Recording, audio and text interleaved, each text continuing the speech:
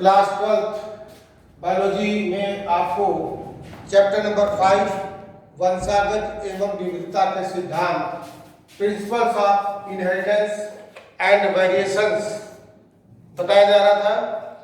इसके पहले आपको दो वीडियो प्रेषित हैं, उन दोनों का अच्छी तरह से अध्ययन कर लेंगे, तभी आगे की बातें समझ में आएंगी। वंशागत एवं विविधता के सिद्धांत के अंतर्गत आपको वंशागति क्या है, आनुवांशिकता क्या है, आनुवांशिकता से संबंधित ग्रेगर जॉन मेंडल ने कौन से एक्सपेरिमेंट किए थे, किस पौधे पर किए थे, उस पौधे का चुनाव क्यों किया था, उस पौधे के चुनाव से उनको क्या लाभ हुए, इन सभी बातों को समझने के लिए इसका पार्ट फर्स्ट देखिएगा। ये वास्तव में आज पार्ट 3 हो गया है। पार्ट 3 है, पहले पार्ट 1 और पार्ट 2 को जो समझ लेंगे तो पार्ट 3 वाला पार्ट अच्छी तरह समझ में आएगा। उसके बाद फिर मेंडल की सफलता का रहस्य क्या था, इस सब के बारे में आपको बताया जा चुका है। सेकेंड पार्ट में आपको मोनोहाइब्रिड क्रॉस और डाइहाइब्रिड क्रॉस के बारे में समझाया था। एक संकर संकरण या द्विसंकर संकरण क्या होता है, इसमें आपको बताया था एक संकर संकरण या मोनोहाइब्रिड क्रॉस ऐसे बताया था, ऐसा संकरण जिसमें किसी एक ही लक्षण को ध्यान में रखते हुए संकरण कराया जाता है, ऐसा संकरण मोनोहाइब्रिड या एक संकर संकरण कहलाता है। और बताया था जैसे मटर के पौधे में हमने लंबाई का कैरेक्टर लिया था, क्योंकि मटर में पौधा लंबा और बौना भी होता है, तो लंबाई का कैरेक्टर लिया था, लंबे और बौने पौधे का संकरण कराया था। क्या परिणाम मिले थे वो आपने एक संकर संकरण या मोनोहाइब्रिड क्रॉस में समझ लिया है। फिर उसके बाद डाइहाइब्रिड क्रॉस बताया था। डाइहाइब्रिड क्रॉस को द्विसंकर संकरण कहते हैं।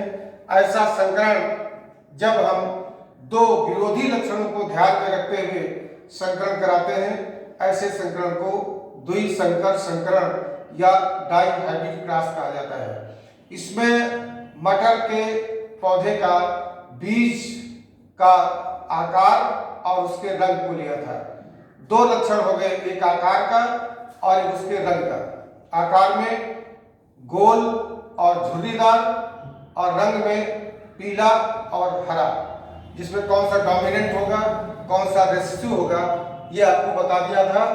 और द्विसंकर संकरण में जो अनुपात मिला था वो फिनोटाइप अनुपात 9:3:3:1 का मिला था। यहां तक आपने समझ लिया था।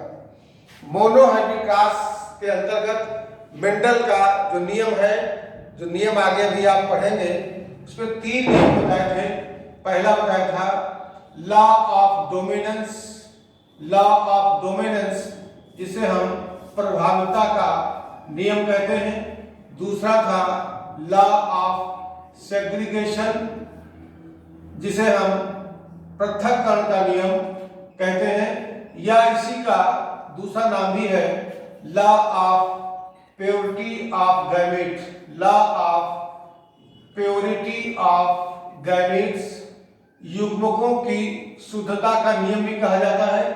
और तीसरा आपको बताया गया था law of independent assortment, independent assortment. ये 3 नियम आपको मेंडल के आनुवांशिकता संबंधी नियमों के अंतर्गत पढ़ना है। इसमें लॉ ऑफ डोमिनेंस और लॉ ऑफ सेग्रीगेशन, ये जो दोनों नियम है, ये दोनों नियम मोनोहाइब्रिड क्रॉस जिसको बारे में आप पढ़ चुके हैं, इसके अंतर्गत ये आते हैं। जबकि लॉ ऑफ इंडिपेंडेंट असॉर्टमेंट ये डाइहाइब्रिड क्रॉस, इसके अंतर्गत इसको समझना है। तो मोनोहाइब्रिड क्रॉस और डाइहाइब्रिड क्रॉस दोनों आप अच्छी तरह समझ चुके थे। अब कुछ क्रॉस और बड़े महत्वपूर्ण हैं, इनको भी समझना आवश्यक है।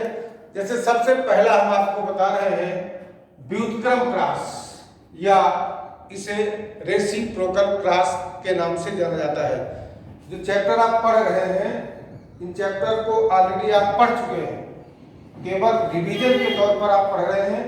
आपके पास इसका नोट्स भी पूरा लिखा हुआ है। एक बार यहाँ रिवाइज कर लेंगे। कोई चीज याद नहीं करना है, समझना है। याद नहीं कर सकते, इतने सब्जेक्ट है, physics, chemistry, biology, Hindi, English, सबको याद किया नहीं जा सकता है। समझ करके कॉन्सेप्ट क्लियर कर लीजिए और कॉन्सेप्ट के आधार पर आप जो भी लिखेंगे बिल्कुल सही लिखेंगे। तो हमें कॉन्सेप्ट क्लियर करना है।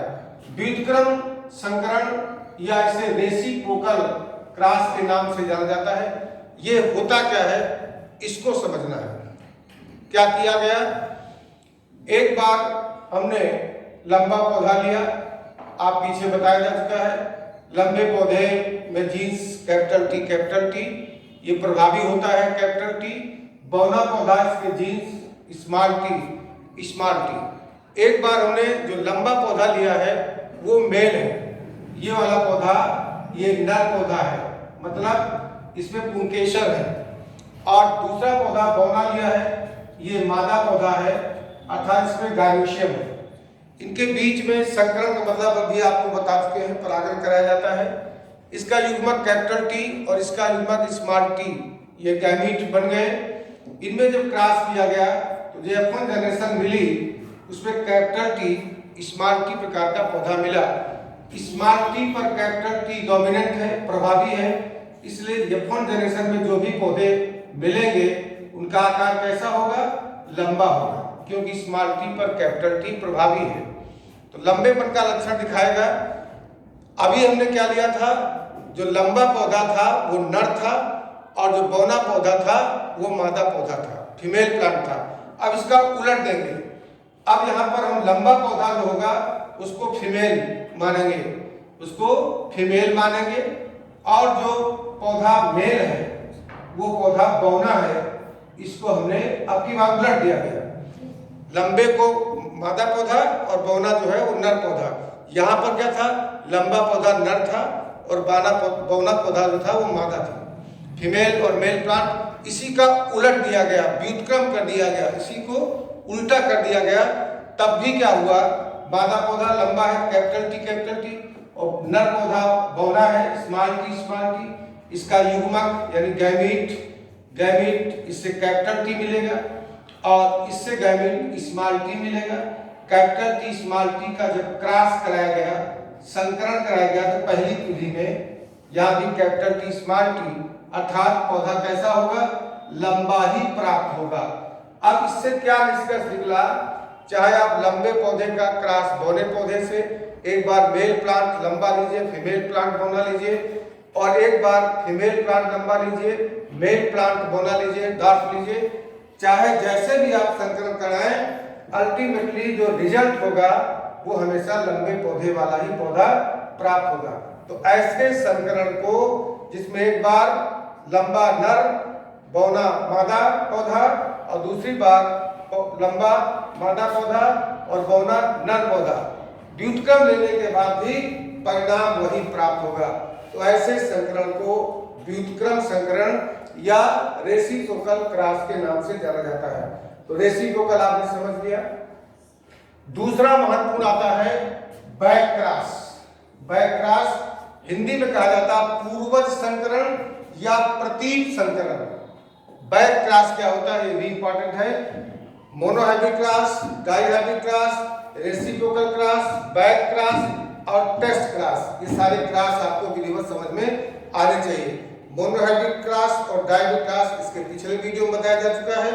आज आपको इन तीन क्रॉस के बारे में पहले समझना, तब हम मेंडल के आनुवंशिकता नियमों को भलीभांति समझ पाएंगे। बैक क्रॉस क्या होता है, जब लंबे पौधे का संकरण बौने पौधे के साथ कराया जाए तो F1 पीढ़ी में लंबा पौधा प्राप्त होगा, यह आप पढ़ चुके हैं। इस लंबा पौधा जिसमें कैपिटल टी स्मॉल टी होगा, इसका संकरण पेरेंट से करा दिया जाए। जैसे मान लिया ये पौधा लंबा पौधा है, मटर का पौधा है, हम मटर के पौधे को ही ले रहे हैं, पाइसन सटाइवम।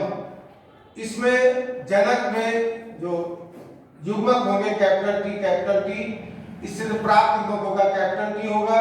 बौना पौधा में स्मॉल टी जीन्स होंगे, इससे प्राप्त युग्मक स्मॉल टी होगा। जब इस लंबे पौधे का क्रॉस बौने पौधे से कराते हैं, क्रॉस कराते हैं बौने पौधे से, तो F1 जनरेशन में क्या होगा, पौधा जो प्राप्त होगा वो वैसे तो लंबा होगा, लेकिन स्मॉल टी जीन्स इसमें है, इसलिए बौने पर का कैरेक्टर छिपा रहेगा।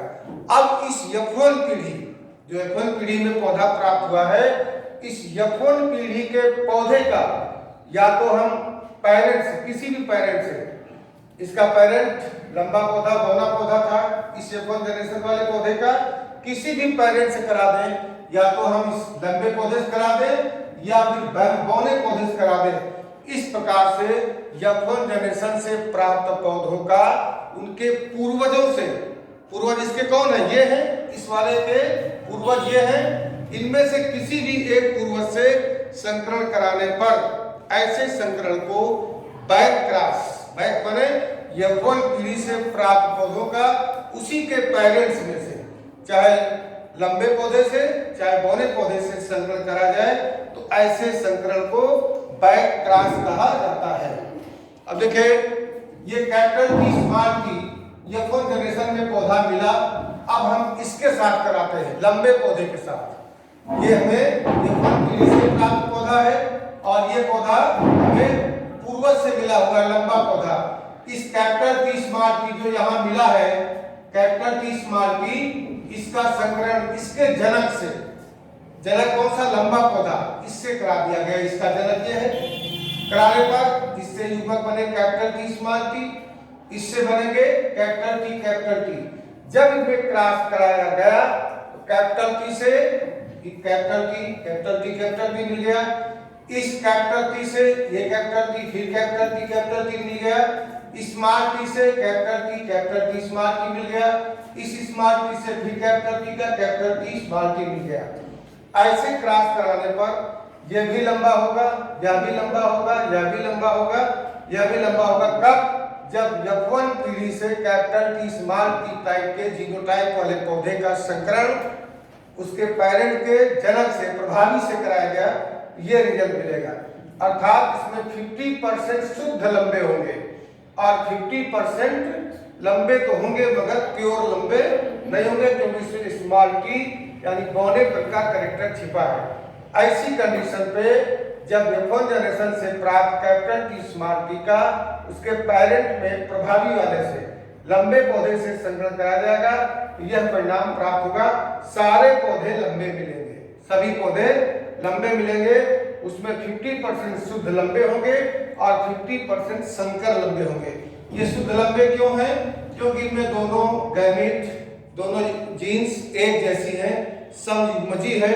यहाँ जीन्स डिफर हो गई, विषम युग्मजी हो गई, समानता नहीं है, तो ये क्या हुए, संकर लंबे हुए, संकर लंबे हुए और ये वाले शुद्ध लंबे हुए। तो ये संकरण F1 जनरेशन से प्राप्त पौधों का उसके पेरेंट्स यानी लंबे पौधे से कराया गया, तो ये परिणाम मिला। अब इसी का दूसरा पार्ट भी कर सकते हैं।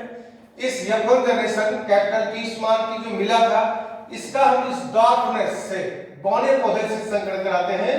बौने पौधे के जीन्स है कैपिटल टी स्मॉल टी। अब इसी का दूसरा पार्ट क्या है, अब हम F1 जनरेशन से प्राप्त पौधे का क्रॉस बौने पौधे से कराते हैं, तो इससे प्राप्त कैपिटल टी स्मॉल टी युग्मक होंगे, स्मॉल टी होंगे। क्या हुआ, इसको क्रॉस करा कैपिटल टी का स्मॉल टी से कैपिटल टी स्मॉल टी, इसी कैपिटल टी का फिर स्मॉल टी से capital T small T, small T का स्मॉल टी से स्मॉल टी और स्मॉल टी का स्मॉल टी से फिर स्मॉल टी। अर्थात क्या हुआ, 50% पौधे लंबे होंगे मगर संकर लंबे होंगे और 50% पौधे बौने होंगे, क्योंकि इसमें दोनों जीन्स स्मॉल टी है, तो ये प्योर डार्क होंगे, प्योर डार्क यानी शुद्ध बौने पौधे यहाँ मिले और ये हाइब्रिड टाल मिले। लंबे तो हैं लेकिन शुद्ध लंबे नहीं है। देखिए कितना अंतर आया जब हम F1 जनरेशन को शुद्ध लंबे पौधे से क्रॉस कराते हैं उसके पेरेंट से, और जब इसी पौधे को हम बौने पौधे के पेरेंट से क्रॉस कराते हैं, तो ये परिणाम में अंतर आ गया। जबकि व्युत्क्रम संकरण में हमने लंबा पौधा, बौना पौधा, एक बार इसको नर माना, इसको मादा माना, दोबारा में इसको मादा माना, इसको नर माना, तो कोई परिवर्तन नहीं मिला था, मगर यहाँ बैक क्रॉस में परिवर्तन है। तो पेरेंट जनरेशन से F1 पीढ़ी से प्राप्त पौधों का क्रॉस कराना कहलाता है बैक क्रॉस या पूर्वज संकरण या प्रतिम संकरण। पूर्वज नाम से स्पष्ट है, जो F1 जनरेशन में पौधा मिला है, जो जनरेशन मिली है, उसका उसके पूर्वज से क्रॉस करा, इसके लिए इसके पूर्वज है पेरेंट्स, ये हो गया बैक क्रॉस। तो आपने व्युत्क्रम संकरण यानी रेसिप्रोकल और बैक क्रॉस यानी पूर्वज संकरण को समझ लिया होगा। अब तीसरा संकरण सबसे महत्वपूर्ण है, ये काफी एग्जामिनेशन पॉइंट ऑफ व्यू से बड़ा ही महत्वपूर्ण है, इसको टेस्ट क्रॉस कहा जाता है। टेस्ट क्रॉस परीक्षण संकरण, परीक्षण करना, किस बात का परीक्षण करते हैं? किसी अज्ञात जीनोटाइप वाले, किसी अज्ञात जीनोटाइप वाले पौधे का जीनोटाइप कैसा होगा, इसके जानने के लिए हम टेस्ट क्रॉस करते हैं। किसी अज्ञात जीनोटाइप वाले पौधे का जीनोटाइप कैसा होगा, इसकी जांच करने के लिए हम टेस्ट क्रॉस कराते हैं। इसके दो पॉइंट बनते हैं। पहला, यदि F1 जनरेशन के सभी पौधे लंबे हो तो अज्ञात लंबे पौधे का जीनोटाइप कैपिटल T होगा। जैसे कोई लंबा पौधा है, लंबा तो आप देख रहे हो, लेकिन वो लंबा कैपिटल T भी हो सकता है, कैपिटल T स्मॉल t वाला भी हो सकता है, दोनों ही लंबे होंगे, लेकिन उसका जीनोटाइप है क्या, कैपिटल T वाला है कि कैपिटल T स्मॉल t वाला है। तो F1 जनरेशन के समस्त पौधे यदि लंबे हैं तो अज्ञात लंबे पौधे का जीनोटाइप कैपिटल T होगा। जैसे मान लिया ये पौधा लंबा है, ये पौधा बौना है, इसका जीनोटाइप नहीं पता है, कैपिटल स्मॉल t भी तो हो सकता है, इसका जीनोटाइप नहीं पता है, तो कैसे पता करेंगे? कैसे? यदि F1 जनरेशन के सारे पौधे लंबे मिल रहे हैं तो इसका मतलब इसका जीनोटाइप कैपिटल T होगा। देखिए हमने माना कैपिटल T है, देखिए इसका युग्मक, इसके युग्मक क्या बन गए, कैपिटल T बन गए, इसके युग्मक क्या बन गए, स्मॉल t, संकरण कराया गया, इसका इसके साथ, इसका फिर इसके साथ, इसका इसके साथ, इसका इसके साथ, कैपिटल T स्मॉल t, सभी में यही मिला, समस्त पौधे लंबे हुए। इसका मतलब समस्त पौधे F1 जनरेशन के लंबे मिले, तो इसका मतलब हुआ कि अज्ञात लंबे पौधे का जीनोटाइप कैपिटल T होगा। पहले पॉइंट में क्या हुआ, अज्ञात जीनोटाइप वाले पौधे का जीनोटाइप जानने के लिए हम टेस्ट क्रॉस करते हैं, जानने के लिए कि कैसा जीनोटाइप है। तो यदि F1 जनरेशन में आधे पौधे, F1 जनरेशन के सभी पौधे लंबे हों तो उस अज्ञात पौधे का जीनोटाइप कैसा होगा, कैपिटल T होगा। इसी प्रकार दूसरी शर्त है, यदि F1 जनरेशन के जो पौधे मिले हैं आधे लंबे और आधे बौने हो, आधे लंबे हो आधे बौने हो, इसका मतलब इनके पेरेंट्स का genotype capital T small t होगा। कैसे? कैपिटल T स्मॉल t बौने पौधे से संकरण कराया गया, इसके युग्मक कैपिटल T स्मॉल t, इसके स्मॉल t, संकरण कराने पर कैपिटल T स्मॉल t, ये पौधे मिले, ये आधे क्या है, लंबे हैं, आधे पौधे क्या है, लंबे हैं, और आधे पौधे कैसे हैं, बौने हैं, आधे पौधे बौने हैं। यदि F1 पीढ़ी के प्राप्त पौधों में से आधे पौधे लंबे हों, आधे पौधे बौने हों, तो अज्ञात पौधे का genotype capital T small t होगा। तो हम इस क्रॉस के द्वारा, टेस्ट क्रॉस के द्वारा अज्ञात जीनोटाइप वाले पौधे का जीनोटाइप जानने के लिए करते हैं, और दो कंडीशन में आपने समझ लिया होगा कि टेस्ट क्रॉस क्या होता है। अब इसके बाद ये सारे क्रॉस आपने समझ लिए, अब एक एक नियम की व्याख्या आगे बताएंगे। आज जो पढ़ाया है इसके पहले के दोनों वीडियोस देख करके समझेंगे, आज की बातें और स्पष्ट रूप से समझ में आ जाएगी। धन्यवाद।